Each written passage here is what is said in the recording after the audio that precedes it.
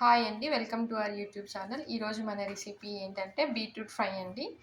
So, beetroot fry process అంతా చెప్తాను. చాలా క్లియర్‌గా చెప్తాను. విని మీరు కూడా ట్రై చేసి ఎలా ఉంటుందో చూడండి. ఇప్పుడు మనం జస్ట్ స్టార్ట్ చేద్దాం. స్టార్ట్ చేసామండి. ఫస్ట్ బౌల్ పెట్టుకున్నాం కదా! ఇది కొంచెం వేడయ్యే వరకు వెయిట్ చేస్తున్నా. వేడయిందండి. దీంట్లోకి కొద్దిగా ఆయిల్,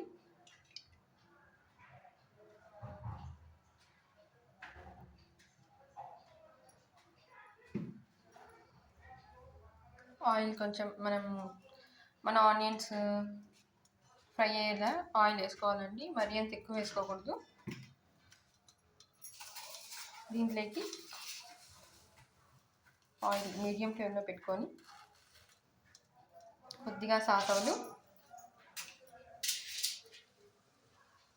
తర్వాత తిరుగుబాటు వేయాల్సిన శనగపప్పు, మినపప్పు వేసుకోవాలి.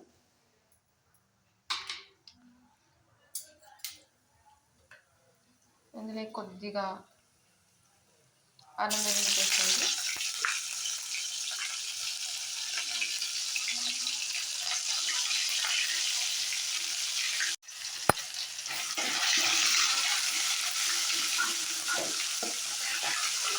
బాగా ఫ్రై అవ్వగానే మనం కట్ చేసి పెట్టుకున్న ఆనియన్స్,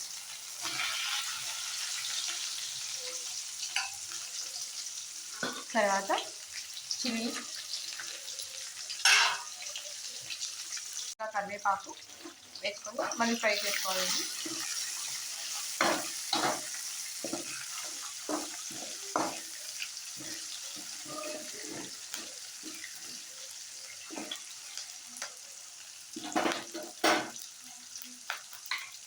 ఇలాగే కొద్దిగా 2 ఎండుమిర్చి,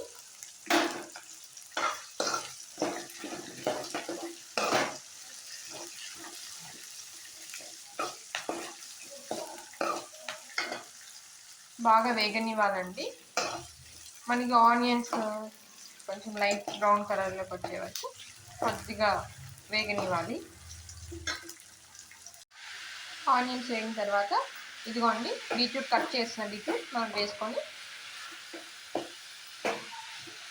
ఒక 5 మినిట్స్ మగ్గనివ్వాలండి. బీట్రూట్ కొంచెం ఉడకడానికి టైం పడుతుంది.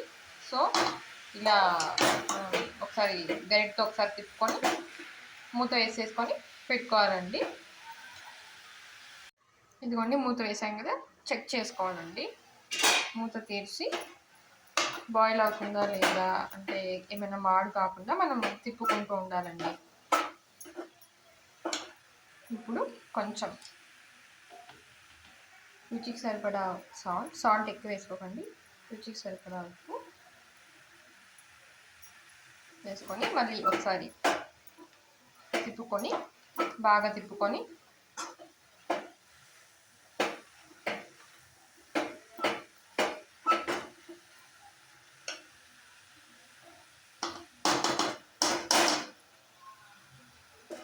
మళ్ళీ ఒక 5 మినిట్స్ మూత వేసి మగ్గనివ్వాలండి.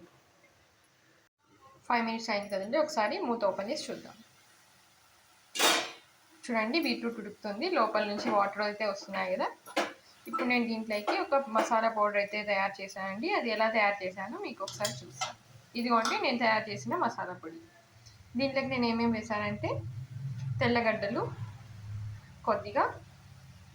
కొద్దిగా ధనియాలు, తర్వాత కొద్దిగా కొబ్బరి, తర్వాత కొద్దిగా మెంతులు వేసి కొంచెం బాగా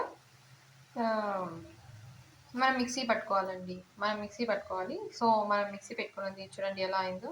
దీంట్లోకి ఏమేమి వేసానంటే కొద్దిగా ధనియాలు, తర్వాత కొద్దిగా కొబ్బరి, తర్వాత కొద్దిగా జీలకర్ర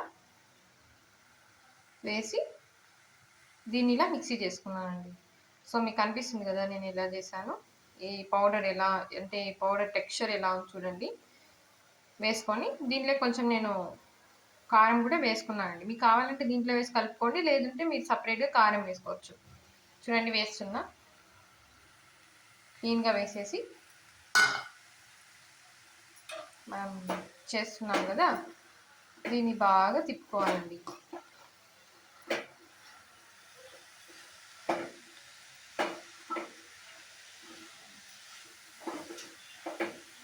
ఈ పౌడర్ వేయడం వల్ల మనకు టేస్ట్ వస్తుందండి. దీన్ని సాంబార్ పౌడర్ అని కూడా అంటారు. బట్ నేను హోమ్ మేడ్ ఇంట్లో ఎలా చేశానో మీకు ఎక్స్ప్లెయిన్ అయితే చేశాను.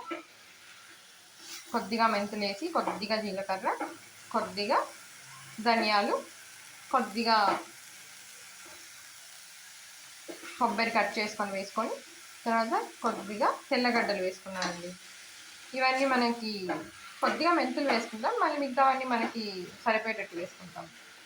జీలకర్ర కూడా కొంచెం వేసుకొని టేస్ట్ బాగుంటుందండి. అన్నం లేకైనా, పప్పు లేకైనా సైడ్ డిష్గా మనం వాడుకోవచ్చు.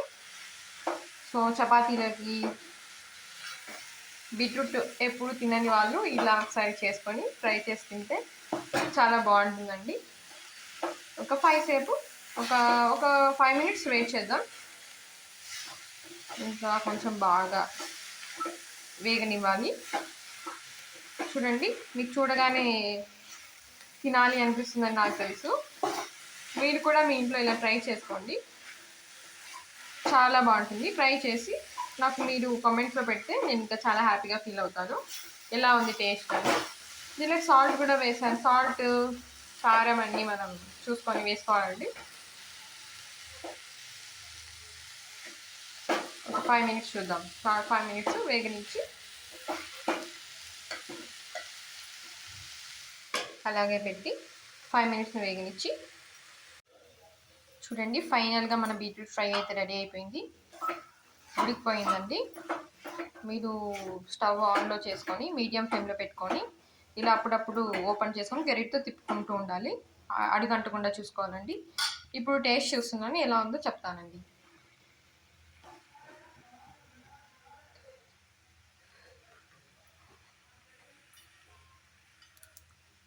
వావ్, నైస్, చాలా బాగుందండి.